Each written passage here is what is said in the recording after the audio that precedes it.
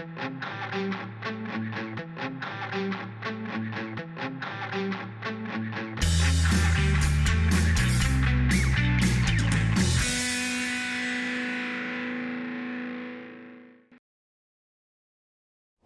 and welcome to another episode of FinTech Focus TV with me, Toby. Today I am thrilled to be welcoming to the show for the first time Chaim Hack from Coremont. Chaim, how you doing? Very good to see you again. Listen, great to have you on the show. Thank you to have me.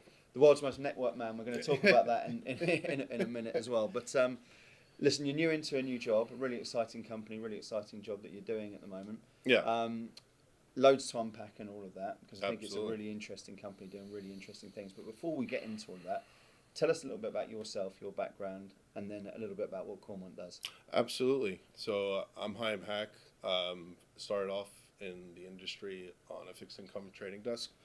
I then went to JP Morgan to help set up hedge fund services, which was taking Paloma's middle and back office and Henderson's middle and back office. After we got that set up, I moved over to Global Derivative Services, where we had offices in Bournemouth and London, and then we had set up after that New York and India as well. When I joined in that group, I think we had probably around 35, 40 people, and by the time I left GDS, I think we were at 300. Wow. So scaled a team at JP Morgan. In 2012, I had kind of come to a point where was I going to go to the buy side, was it going to stay on the sell side, or was it going to go to a tech company? Yeah. And in 2012, I was employee number 14 at Infusion. We had 9 people in New York, 5 developers in Chicago, and really enjoyed that time period. A year later, went to go set up the London office, and continued to help grow that team. And then my brother-in-law, who was working at Complex at the time, on UI, UX development. I had met with the CEO there on a few occasions. And I thought if I was going to leave capital markets, one area that quite interested me was cybersecurity. Yeah. So I went there for about 2 years, selling into some of the largest banks, global multinationals. And then we created a nice little side pocket of managed service for within the alternative investment space. So some of my old hedge fund clients, whether it was pen testing or our MDR service, sold that piece in. And then I got a good call from my friend Jev at Coremont, who I've known personally now for a little over 4.5 years. During my 4.5 years at JP Morgan Global Derivative Services, we priced portfolios for Brevin Howard, Blue Crest, IBM Pension, Phillips. So I got my exposure to Brevin Howard in that sense. And then we had our office at Infusion at 83 Baker Street, and Jeff being at 55 Baker Street. It was very easy to have a coffee with him, every once in a while. Yeah. So that's kind of how that relationship built. And I was always very interested in what Coremont was doing, especially with my background within pricing derivatives and starting off in GDS on Microsoft Access Database, then moving on to Summit, and then 2 upgrades of Calypso. it's a fairly well positioned match, isn't it? Yeah. In terms of what you're looking for. Absolutely. And that's been a month or so now. If that. Week 3. There you go. Week 3. So it's into flying by. So it'll be a month or 2 by the time this goes out. But so far so good. So tell us a little bit about it. Look, this is a fascinating company. Yeah. We had Rob Johnson on the show before a little while ago. Had them in the Financial Technologist at various different stages. There's some really, really interesting stuff that's going on. Absolutely. And its growth has been pretty exponential so Yeah.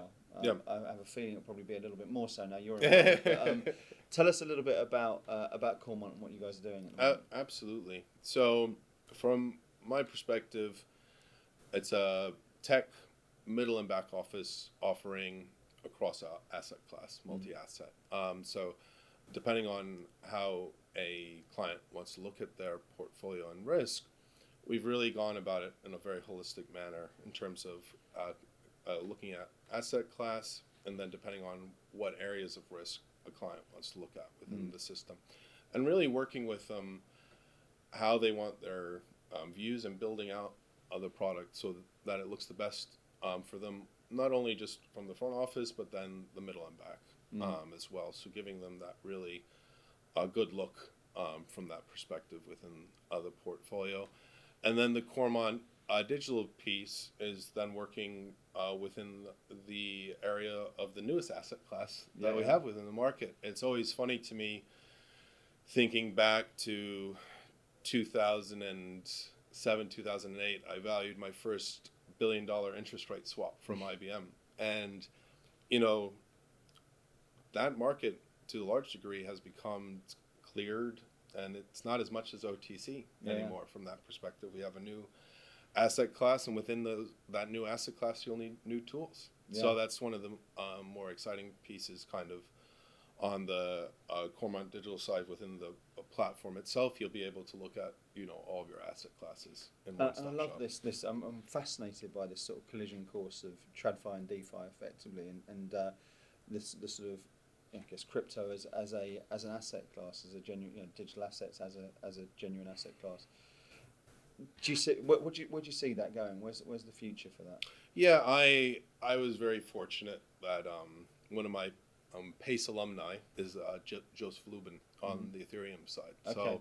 So I knew very early about kind of what was going on there, and I think what Ripple and Ethereum have kind of done on the making it much more institutional from that perspective, and using the idea of blockchain for settlement, I mean, is a game changer, right? I mean, I remember back in the days of working in hedge fund services and verifying SSIs over the phone, and, you know, was that the right amount? I mean, we saw recently, a few years back, Citi overpaid millions on a loan because of a payment piece and if that, depending on how that become more automated and more streamlined, I think that's really where it becomes quite interesting from that perspective. So as much as the digital currency, but also what blockchain can kind of do from a settlement perspective as well, I think is quite game changing, powerful. effectively, isn't it? Yeah.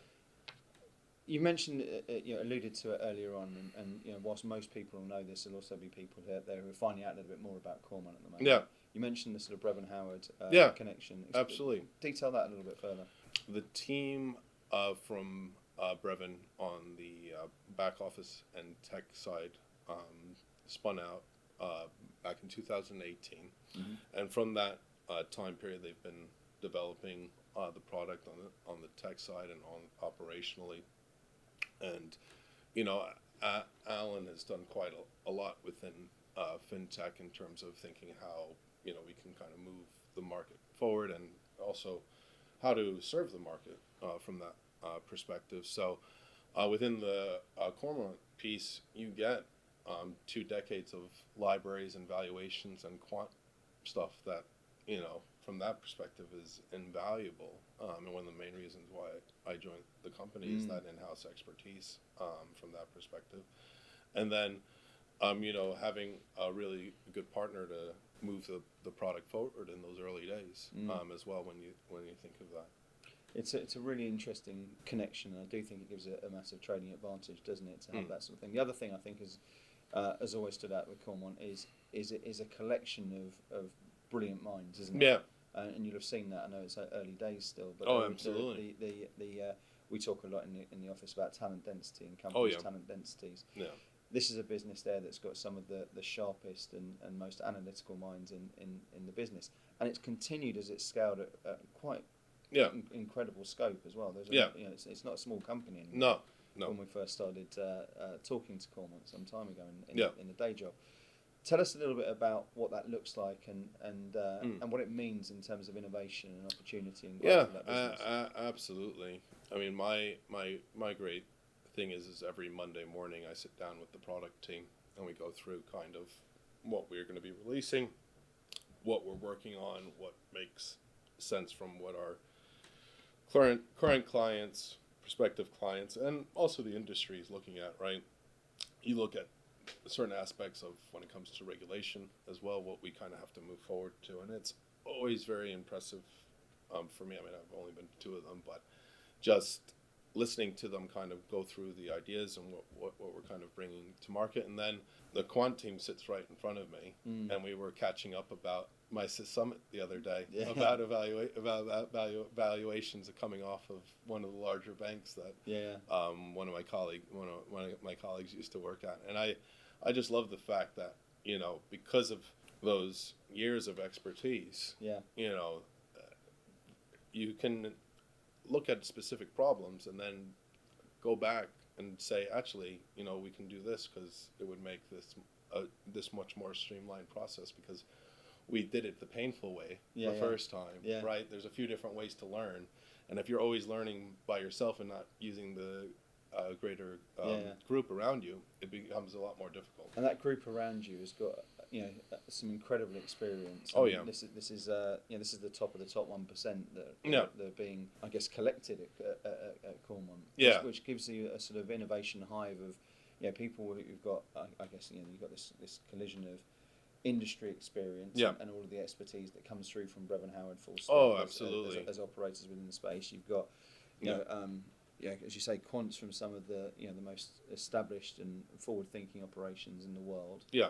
Some of the most academic people that I've seen go into a company are coming through from it as well. Yeah. Makes a melting pot for you know, for the process. Absolutely, and that's, I mean, my first two conversations before coming over was with Jeff, who I've known for a long time, and then Michelle Dealey, who was 17 years at IFS State Street. Yeah. And, you know, I can't, I mean, she is absolutely amazing from my perspective. We've been working together for a few weeks now, and it's just very enjoyable from that perspective, because you get that aspect of knowledge, and, you know, within having a team like that, it just makes my life a lot easier in terms of the fact that you don't have to explain yourself as much. This is what I think is really interesting about you as well, isn't it? Because look, this is you're someone who's got an incredible track record in CV. I know you'd be too modest to talk too much about that, but you've done some really cool things, right? Yeah. And as you say, the infusion story before that was exceptional. Yep. You left the industry and carried that on into a new space in cybersecurity and did really well over there. Love the fact you're talking about what you can pick up and what you can learn from the people around you in that organisation as well. It makes it quite an interesting role for you as much as for the business as well, right? Absolutely. And it's, you know, the fact that when I went over to Complex, I had Jason Crabtree and Andrew Sellers, Truman scholars, ex-military, both met each other while they were studying at Oxford, one for a PhD in computer science, the other one in a master's in engineering. Okay, yeah.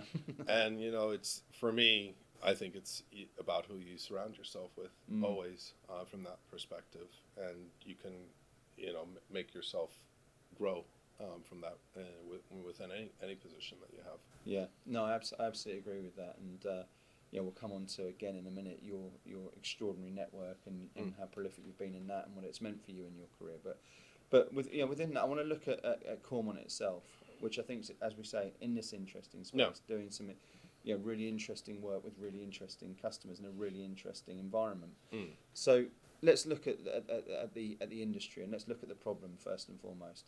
What is the problem that Coremont's identified out there in the marketplace, and how are you really well positioned to be able to help customers move on from it? Well, absolutely. And I know we talked briefly about the cloud piece. Yeah.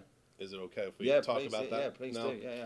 So it's interesting, going back to 2012 when I started at Infusion, and, you know, being a cloud native piece of software within asset management, you know. It's the hardest sell in 2012, right? It was a pretty it was a harder sell from that perspective, but, you know, I'd like to thank Salesforce and Microsoft 365 for doing a great job getting it really to the forefront. I was at InvestOps about 3 or 4 years ago, and, you know, I think it was either the head of BlackRock or Schroders, but they were talking about the aspect that as institutional asset managers, we need to start to bring in the cloud, and they were talking about using apps for the different parts of their investment process, right?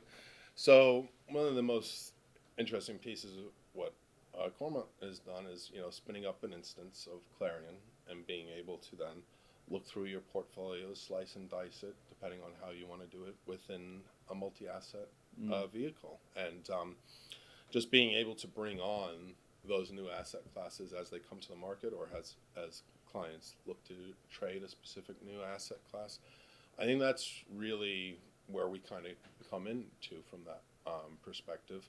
And then, when you look at technology and the stack behind it, the ability to have your libraries and these quants on our side that we were talking about have been at some of the biggest banks or some of the largest hedge funds in the world or asset managers, and really have that in-depth knowledge to be able to bring something to production in a relatively short time frame versus saying you're on the roadmap, but you're on the roadmap with Citibank, and because you're on the roadmap with Citibank, you might take a little bit longer to get something across the line. I'm not going to name any names.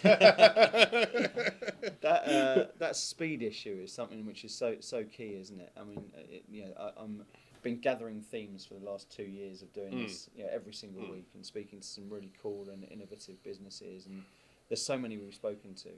But if I think where advantages really lie in all of this, it becomes down to speed and friction reduction and ease of process, and allowing productivity to happen, and that's effectively exactly the intersection where you guys sit, right? Oh yeah, without a doubt. And it reminds me back to the time period when I was in GDS, and you'd have a new product come to market.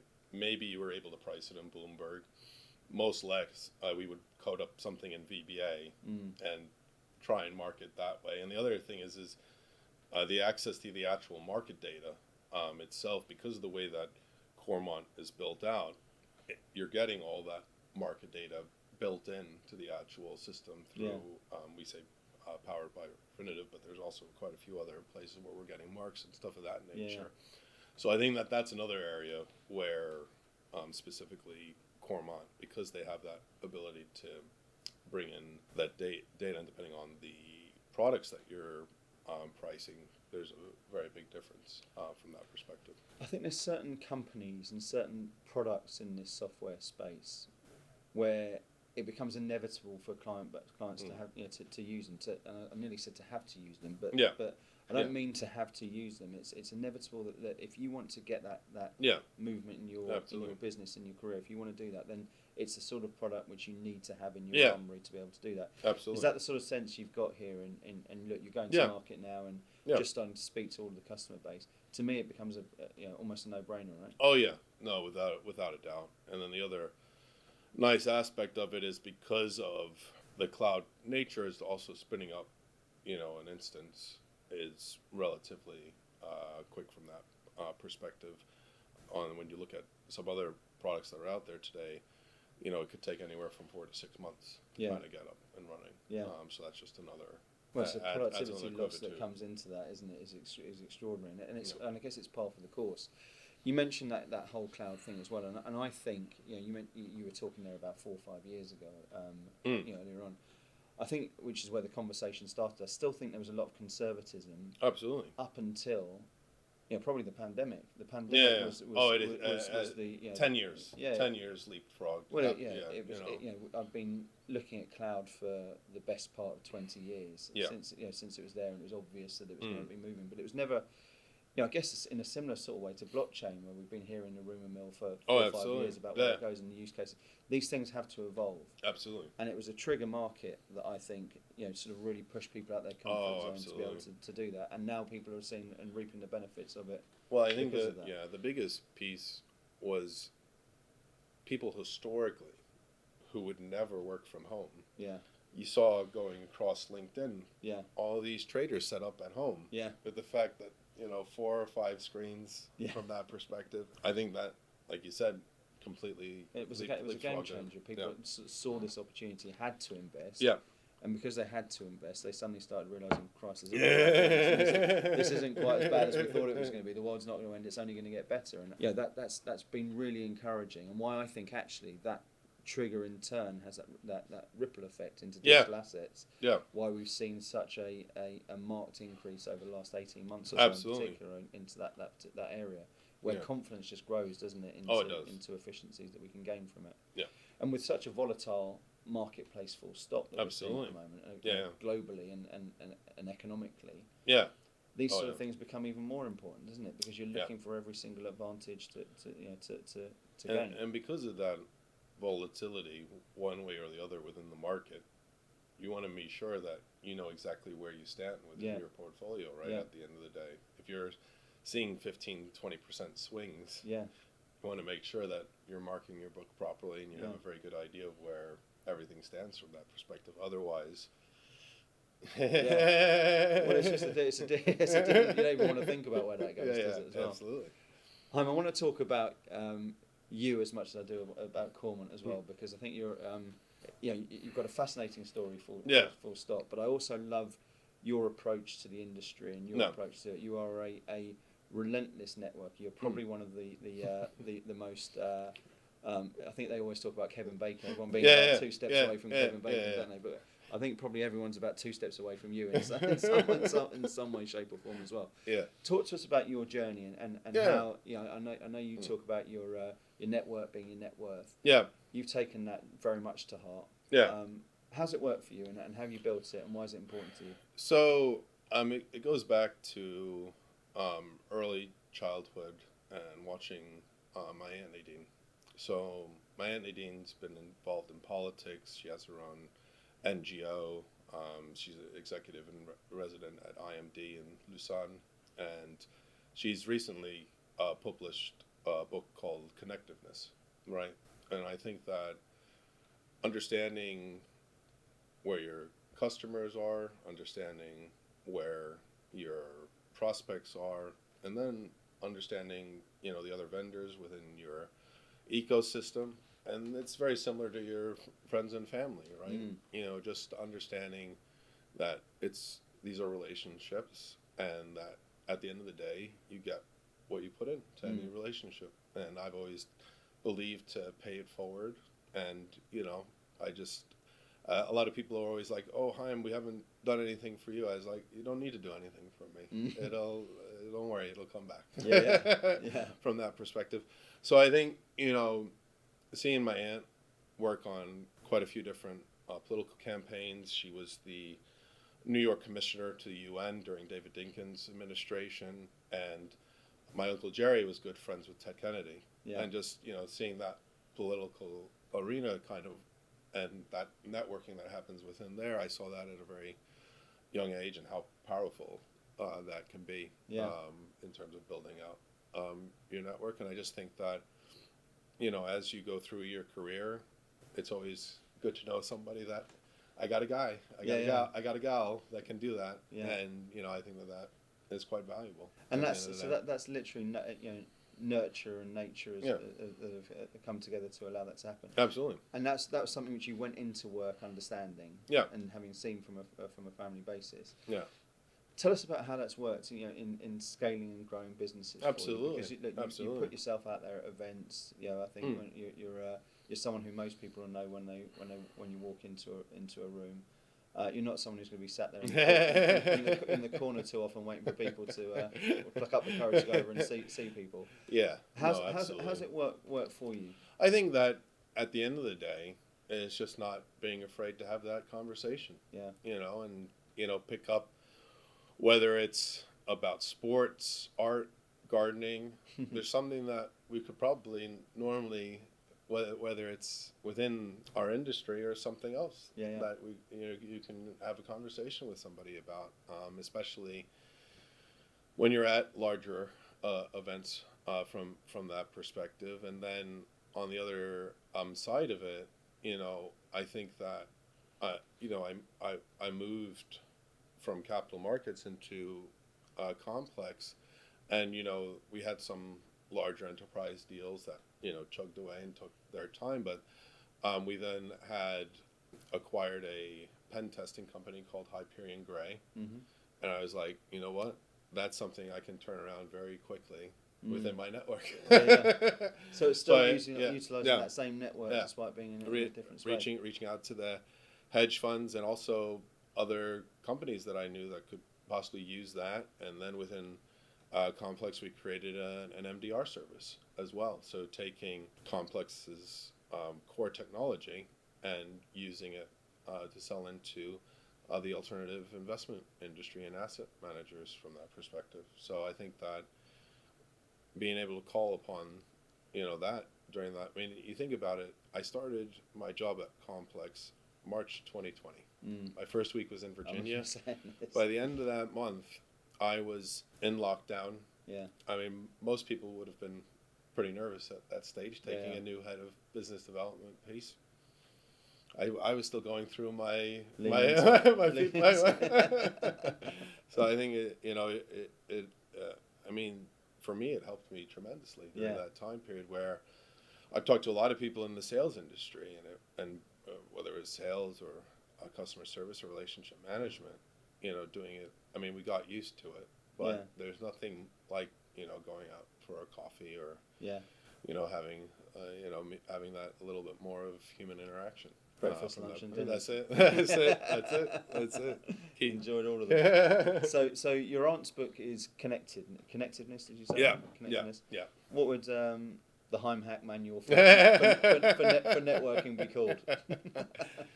I think always be present. There we go. And if you're going to do the back page of that and say, look, here's my golden rule for succeeding and through networking and being great at that in that world class in that area, what would that golden rule be for you? Going to be very cliche. Go on. Don't burn bridges. Yeah. And that's it. Yeah. That's not a bad. It's a small world, isn't it? All of a sudden, you realise that very quickly. Absolutely, you do. Yeah. Absolutely. So let's look at where we're at the moment, and where the market is. As we've spoken about, there's plenty of volatility out there. Yes. You're seeing some really interesting things going on at the moment. I was reading the Times this morning about tech stock and Sequoia's letters to their stable, etc.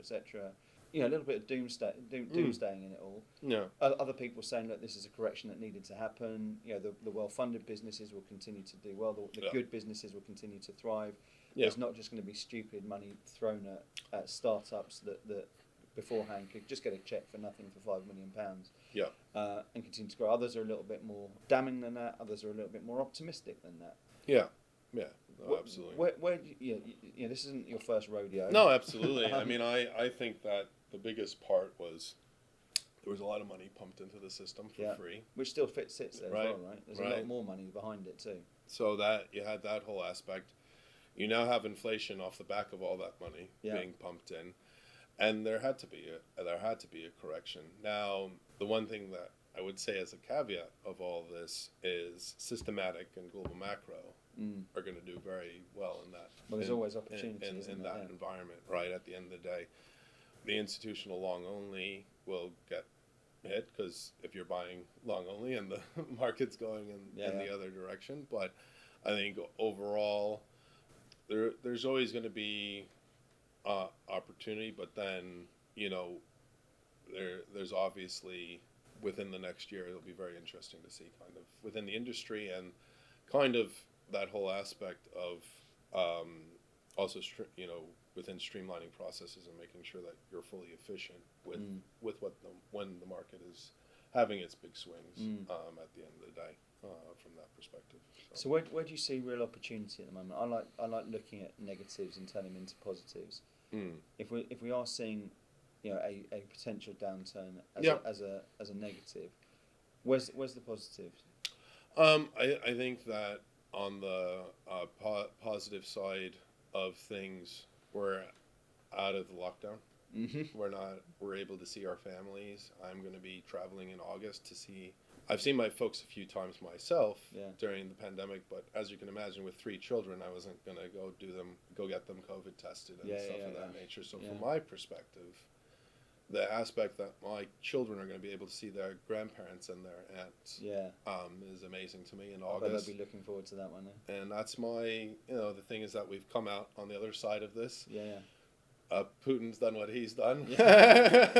We've got inflation. And, I think from my perspective, we're able to see our families again. That's really, where it is for me. And what do you see trend wise? What do you see happening in the marketplace over the this will be coming out probably just as you're heading out. To go back home. Tell us what you expect to see over the last sort of trimester of the year. Yeah, I think that you'll be seeing certain strategies will be doing quite well within the market, and then it'll be interesting to see how the institutional asset managers hedge themselves, because historically they've gone into fixed income and equity on the long only side, but you see the likes of Fidelity International and other types of pension funds and stuff of that nature who historically not gone into that space. I mean, the biggest piece recently was Schroders released the first PE piece for Nest, the big pension fund here in the UK, right? So I think that those larger institutional asset managers will start to bleed into what historically was alternatives for them, absolutely, because they're going to need to get growth. Yeah, that's interesting, that, isn't it? And in terms of Coremont, what's exciting coming out from you guys?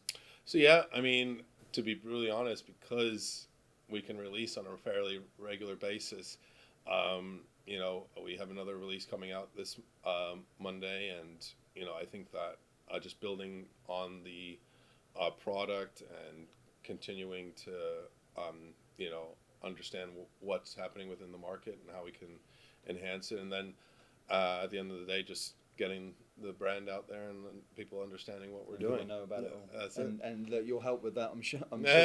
So let's talk about who should be talking to. Who watching this should be getting in touch with you at the moment and finding more out about. Yeah, Coremont. absolutely. I'd say, you know, within the hedge fund space, institutional asset managers that are maybe thinking that they want to get into a systematic or a little bit more on the alternative side, and they don't have that in-house expertise to do that, and they need a little bit of tech and people to help from that perspective. And on my side, I think that's to start first, and then anybody that's also looking to kind of dip their toe within the crypto space, the Coremont Digital could be quite interesting in terms of a platform for them to use for that.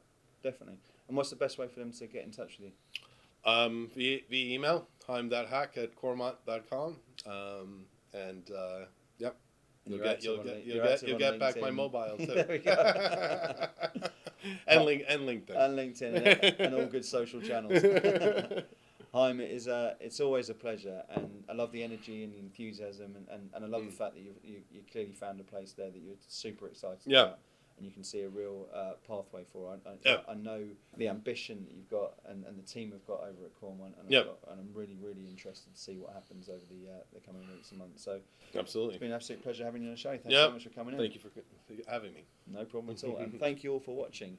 We'll see you soon on another episode of FinTech Focus TV. Thanks a lot.